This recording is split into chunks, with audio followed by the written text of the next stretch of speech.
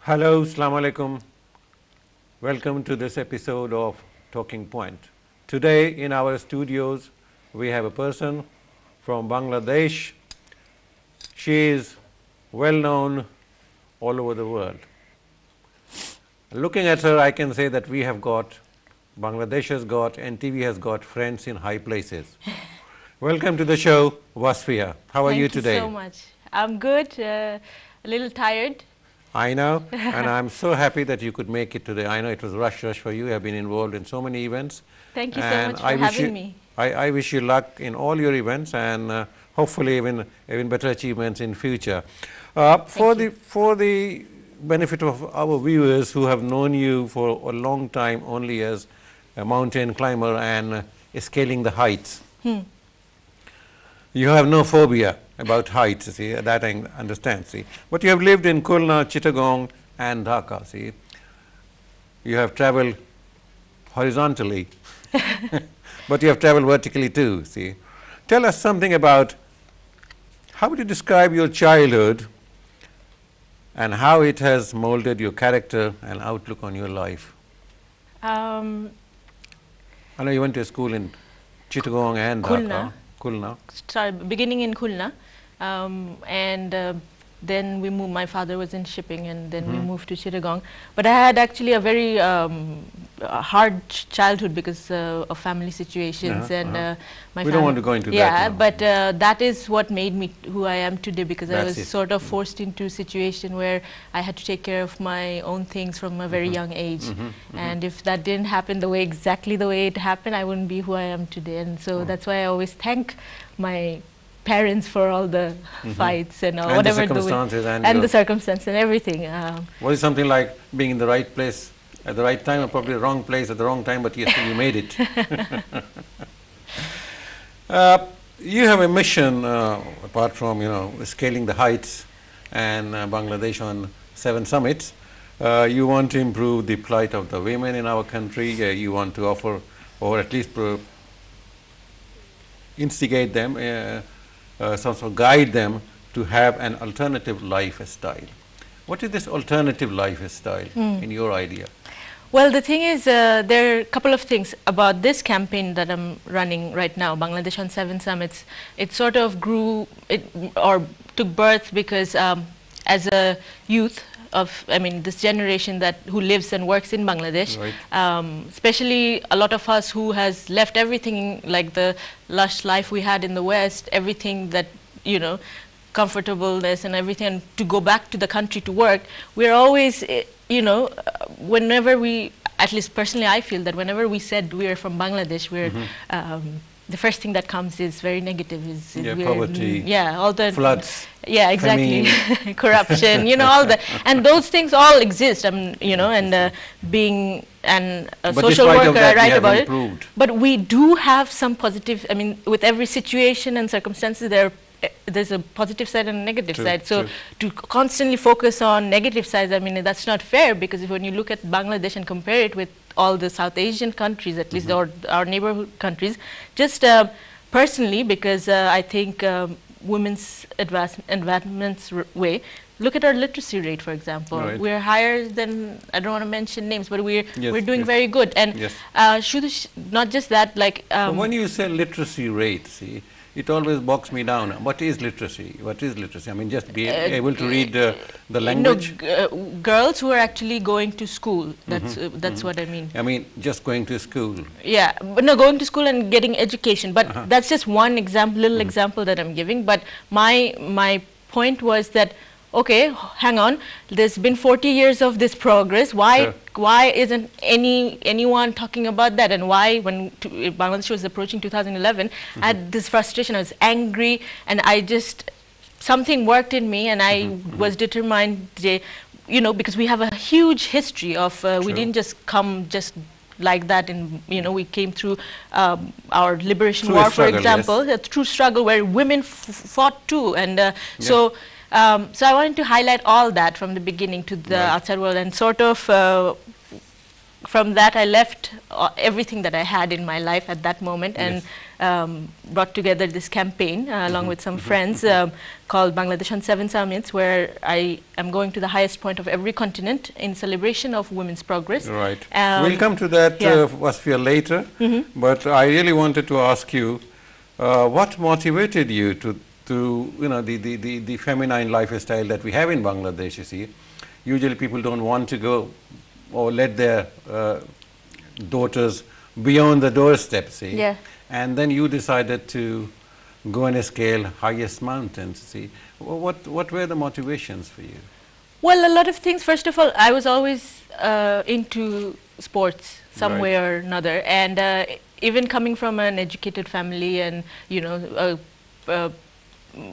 middle class, you know, better than a lot of other people in Bangladesh, I was, whenever, you know, all these restrictions that girls have to face from a very young age, I just I couldn't make sense of that. What does a girl, why does a girl have to, little girl have to follow all these rules to just play in nature? Nature, we come from nature, so I wanted to reestablish that connection with nature, because that's, I think, a birthright, basic right for every human being. And girls and boys, everyone should be given that equal opportunity. Equal opportunity. And that's where the foundation idea sort of came, that we wanted to empower women through the outdoors. And when I say, I don't want to just say through sports, but anything that can be done. Anything can be a sport. I mean, if taken like that, I mean, going scaling. There are a lot of people who scale buildings. You see, of they course, go up the buildings. You see, bare hand, barefoot. See, you went to the United States for education, and you were there, and then you were at an exclusively girls' college, isn't it? Women's college. Yes. Did that influence you? Of course, yeah. I mean, I chose to go to feminist college, and they're pretty well known, Agnes Scott College, and also because of circumstances, because with your upbringing and with your outlook on life, I would have thought that you will go to a mixed college. Why? Because, you know, you want to prove that girls are as equal. Well, women's college, it's only women's college. I mean, there were all these co-ed colleges are all around, so the campus was full of men. There were more men in that women's college than you can imagine in a co-ed college. But the point of going to a women's college is all the studies, women's studies, it's focusing on women, women's advancement. So I wanted that education, but also at the same time, I had a circumstance that I didn't have money to pay, and that one that college particularly gave me 100% scholarship, out of which 75% was merit-based and 25% was work-based. Yeah, so you studied art and also psychology and studio art, so the double major. What's a studio art? Anything you can particularly like do in a studio, but like portraits. No, I mean, so you can focus on one medium, but you have to learn everything, like sculptures. Printmaking, drawing, everything, photography.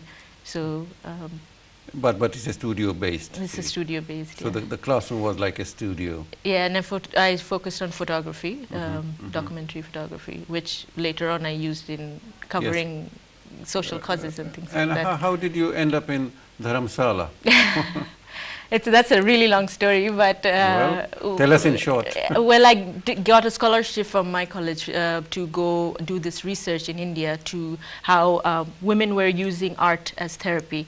And the last group of women that I worked with were based in northern Himalayas, where Dharamsala is, and it's the exiled capital of Tibetans. And there I was working with some former prisoners who was using meditation and art as therapy. And they really left an impression in my mind and in where I was at that time in my life. And when I went back, I just couldn't sleep because these women, they use Buddhism and the concept of forgiving, to forgive their enemies and the people who's abused them. And that was a very new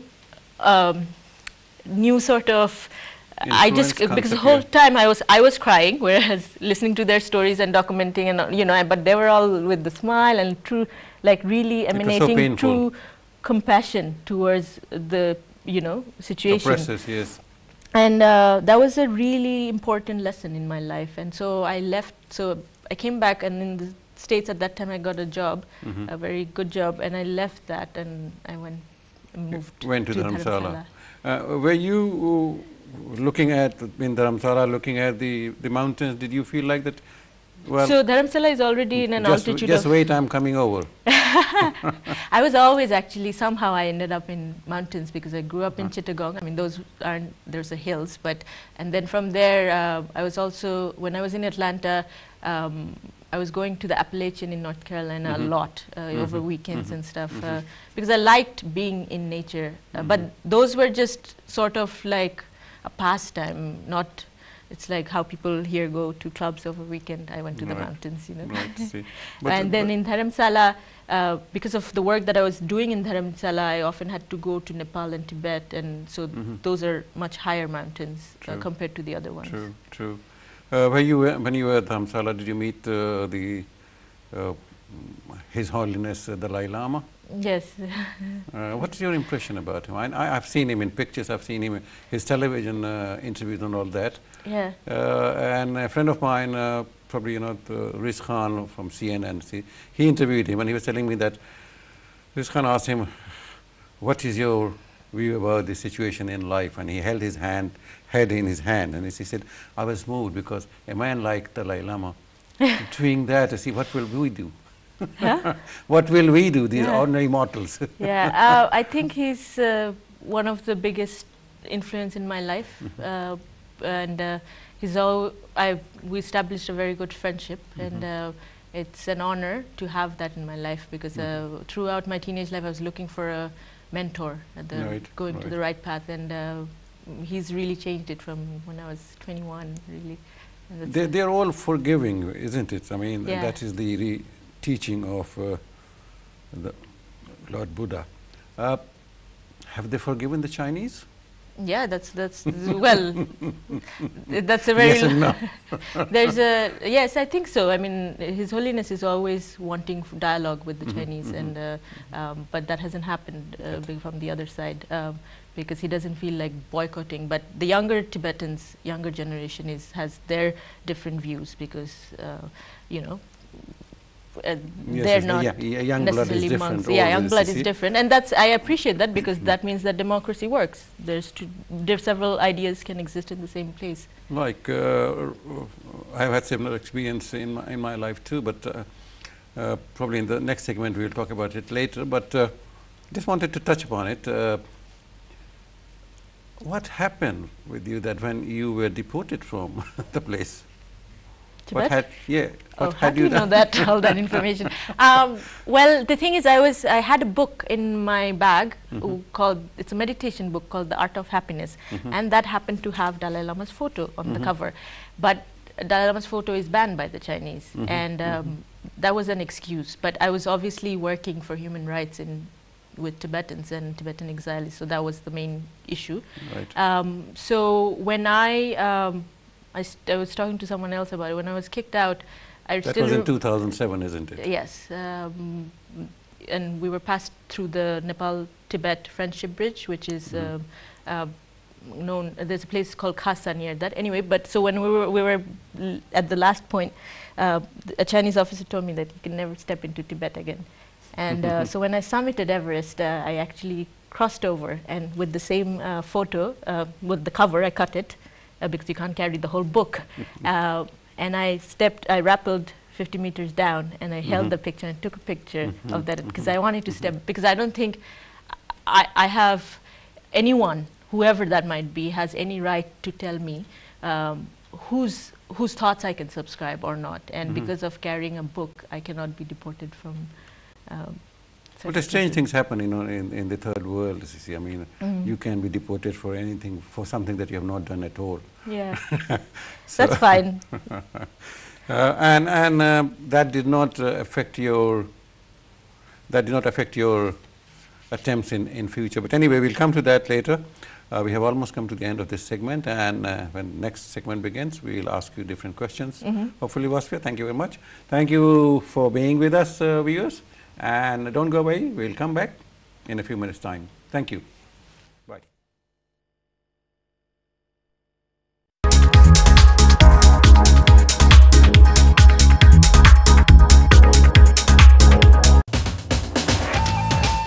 আপনারা দেখছেন talking point, সৌজন্যে মাহবুব & কো accountants.